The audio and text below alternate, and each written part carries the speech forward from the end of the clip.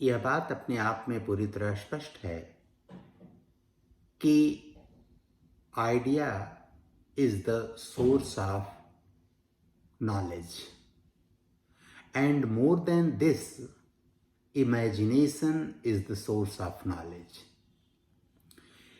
Imagination has the ability to invent the things, and if the things invented, the science starts. This is the true reality, and any academician, thinkers, and philosopher easily can understand the matter what I have expressed here. दुनिया में बहुत सारी बातें ऐसी होती हैं और प्रत्येक व्यक्ति और जीव के विषय में ये बात लागू होती है कि बहुतायत सी चीजें हैं। आप या तो विश्वास करते हैं तो वह दिखाई पड़ता है, अथवा आप देखकर विश्वास करते हैं। लौकिक चीजों में कहा जाता है कि जब वो दिखाई पड़ता है तो हमें विश्वास होता है। अलौकिक चीजों में प्राय परमात्मा के विषय में कहा जाता है कि जब तक हम विश्वास नहीं करते हैं वह दिखाई नहीं पड़ता। विश्वास करके देखना और देखकर विश्वास करना इस जगत की वास्तविकता के ये दो स्वरूप हैं, और इसको ठीक प्रकार से स्वीकार करना चाहिए ही।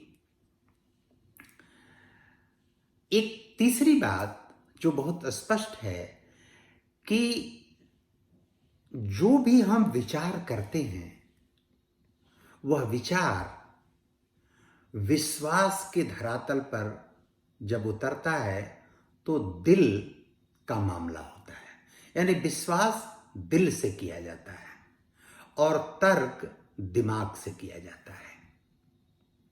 यानी विचार या इमेजिनेशन तर्क करता करता करता हुआ एक ऐसी अवस्था में पहुंचता है कि वो विश्वास के धरातल पर उतरता है और दिल उस पर भरोसा कर लेता है।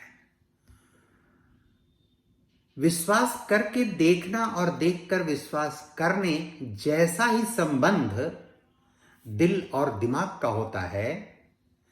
दिल यदि दिमाग का अनुसरण करता है तो वह रचना, वह ओरिएंटेशन, वह निर्णय, वह परिणाम क्लासिकल होता है, उत्कृष्ट होता है, श्रेष्ठतम होता है। लेकिन यदि दिमाग दिल का अनुसरण करता है तो वह रचना रोमांटिक होती है, भावना प्रधान होती है, और भावुकता कभी भी विषय और समस्या की परिणामोत्पादक स्थिति तक नहीं ले जा सकती। कहने का आशय यह है कि हमेशा दिल को दिमाग का अनुसरण करते हुए निर्णय और परिणाम की प्रक्रिया तक पहुंचना चाहिए। कभी भी दिमाग दिल का अनुसरण करता हुआ यदि निर्णय प्रक्रिया तक पहुंचता है, परिणाम की प्रक्रिया तक पहुंचता है, तो स्थिति ठीक नहीं होती, वो परिणाम अच्छा नहीं होगा, वो निर्णय अच्छा नहीं होगा। यह उतना ही सत्य है कि दिल और दिमाग दोनों का निर्णय और परिणाम में भूमिका होनी चाहिए, लेकिन वह भूमिका रेल की दो पटरी जैसा नहीं होना चाहिए कि वो समानांतर तो चलेंगे लेकिन मिलेंगे कभी नहीं। यहां समानांतर चलने का विषय नहीं है, यहां एक दूसरे के अनुगमन का विषय है, एक दूसरे के साहचर्य का विषय है, एक दूसरे के समन्वय का विषय है। और उस समन्वय में हमेशा दिमाग को अग्रणी भूमिका में आना पड़ता है, क्योंकि विश्वास की प्रक्रिया करने का कार्य, विश्वास के धरातल पर किसी चीज को ले जाने का कार्य हमेशा दिमाग करता है। दिल विश्वास को स्वीकार या अस्वीकार करता है। इस अर्थ में कोई भी निर्णय करने के लिए यदि हम ऐसा उपाय, ऐसे तंत्र, ऐसे समीकरण का अनुसरण करते हैं तो इसका अर्थ है कि हमारा निर्णय अच्छा होगा, अच्छा होना चाहिए। वह निर्णय भविष्य में तभी हमको संतुष्टि प्रदान कर सकता है, तभी हमको सही मार्ग पर ले जा सकता है, तभी हमारे निर्णय को दीर्घकालिक परिस्थिति में भी उचित ठहरा सकता है, हमको पश्चाताप या प्रायश्चित के स्तर पर नहीं जाने के लिए तैयार कर सकता है, खड़ा कर सकता है। हमको मानसिक, शारीरिक किसी भी धरातल पर वह हमको तैयार रख सकता है यदि हम इस समीकरण का पालन करते हैं तो। लेकिन यदि हम दिल और दिमाग को समानांतर चलाते हैं, जिसको हम गाड़ी का दो पहिया कहते हैं, वो समानांतर साथ चलते हैं, मिलते तो कभी नहीं। रेल की दो पटरी जो चलते तो साथ हैं लेकिन मिलते कभी नहीं, उनमें समन्वय नहीं होता। मिलने पर खतरा उत्पन्न होता है, संकट उत्पन्न होता है, समस्या खड़ी होती है। दिल और दिमाग का ऐसा संबंध नहीं होता है। और इस संबंध की सघनता, उसके घनत्व को जो ठीक प्रकार से समझ पाता है वही विवेकवान और बुद्धिमान व्यक्ति कहलाता है। उसी से आप किसी रचनात्मकता की अपेक्षा कर सकते हैं। वही कोई अनुदान या कंट्रीब्यूशन दे सकता है, योगदान कोई दे सकता है वही। अन्यथा वह समाज के लिए, समिति के लिए, संस्था के लिए, समुदाय के लिए और उससे भी आगे बढ़कर देश और राष्ट्र के लिए वह तभी योगदान कर सकता है, क्योंकि स्थिर चित्त का व्यक्ति तभी होता है, क्योंकि